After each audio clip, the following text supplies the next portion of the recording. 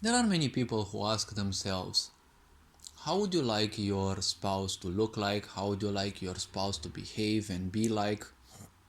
See, a lot of people waste time with this kind of silly, childish thoughts. See, your spouse is your one and only choice. Obviously, if you're ignorant, if you simply don't care how much you will suffer, karmically speaking, you bear the entire history of your ancestors.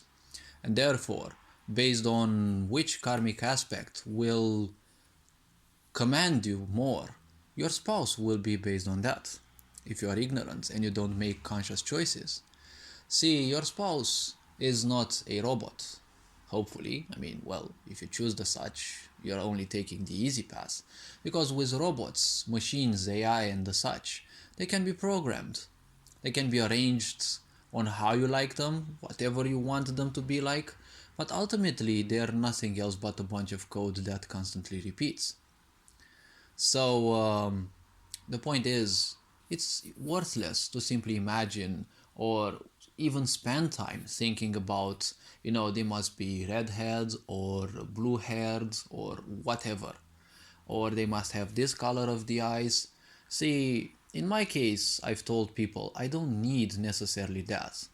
That is basically nothing else but, again, a psychological aspect, because for some reason within your karmic thought processes, within your karmic thinking, you are convinced that if they are blonde, for example, well, it will mean much more to you. See, beauty is something that fades throughout time. And, well, with females, it is true that it is a lot more. But the point is, in my life, I know one thing. If I would love someone more than I naturally love life and beings, see, I will spend time with that being.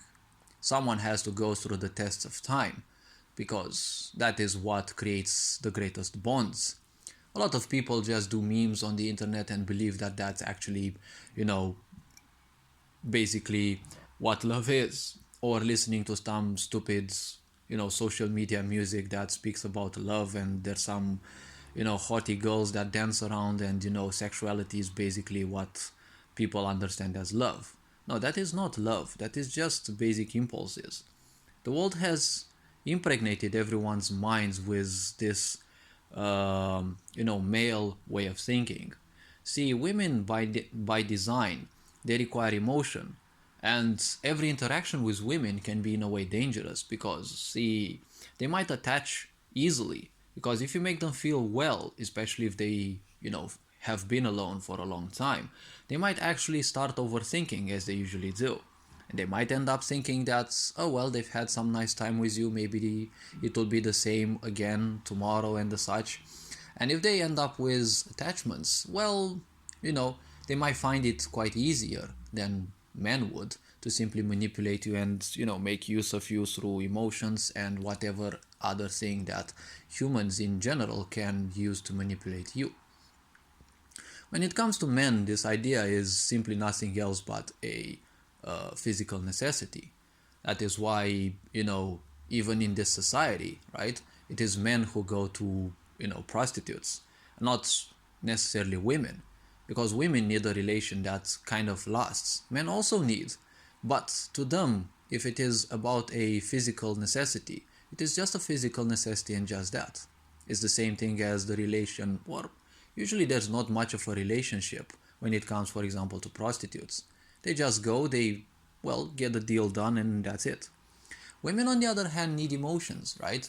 They need to spend time, they need to cuddle, they need to feel well. But the problem is, if they don't feel well in their own body, that's gonna be more or less a waste of time.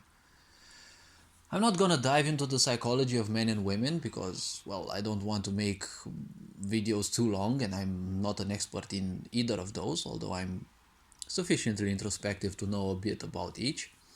But the point is, see, when it comes to emotions and imagining how your spouse may look like, that is basically nothing else but irrelevant.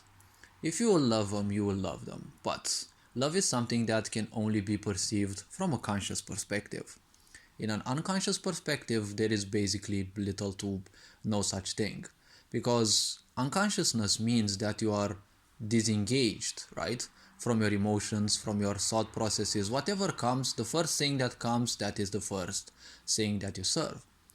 Many people say that, well, they can't stop smoking. See, they can't stop smoking because they have embraced ignorance. Ignorance means you don't care how much you suffer. You know that smoking or whatever other self-destructive behavior deals, damage to your system, but you simply don't care. If you cared enough, you would simply quit it, because unfortunately that's how smoking, for example, is. I know it from a lot of people. It's not something that you'll smoke half and then you'll smoke a bit less. You either quit it for life, or, you know, either go big or go home crying. So that is the same thing with all these self-destructive behaviors. You either go big and you simply quit it, but be careful that the karmic imprint is still gonna be there, so it's gonna haunt you the moment you become unconscious again. And when you are conscious, you can simply go on, and when you take conscious decisions, there is basically little that can harm you. Well, people will be haters always, but ultimately, when you are conscious of life and what is around, when you're conscious of your breath, your body's energies, when you don't waste time talking all day, all sorts of nonsense and repeating things, and when you conserve your energy, you become by nature more introspective. And when you are so, see, you are much more connected with your emotions. So it is much easier to feel whether you will actually love someone more, right? Because you can be a pantheist like me and embrace life more or less as it is. Obviously, I still have my discernment and it is still poisoned by a lot of opinions from other people. But, and well, hence the prioritizations.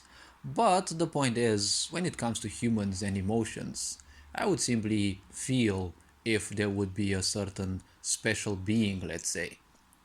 If there is no such thing, I simply won't bother much. I don't bother much with titles anyways. I don't have friends, best friends, or the such. They're just people whom I temporarily seek to, spend time with. I don't need to waste time with concepts. That is people's things. It is their business. It consumes too much of my energy to simply constantly feel again and again and remember all the concepts and the such. So, love is just something that, let's say, flows in a way. It's not something that, oh, look, you find it on television. Love is not something that you learn from the books. It is something that you either feel or you're too disconnected from yourself. There is no in between. All this being said, you are appreciated, take care, and well, hope this video was introspective enough. Ferenc on board, signing out.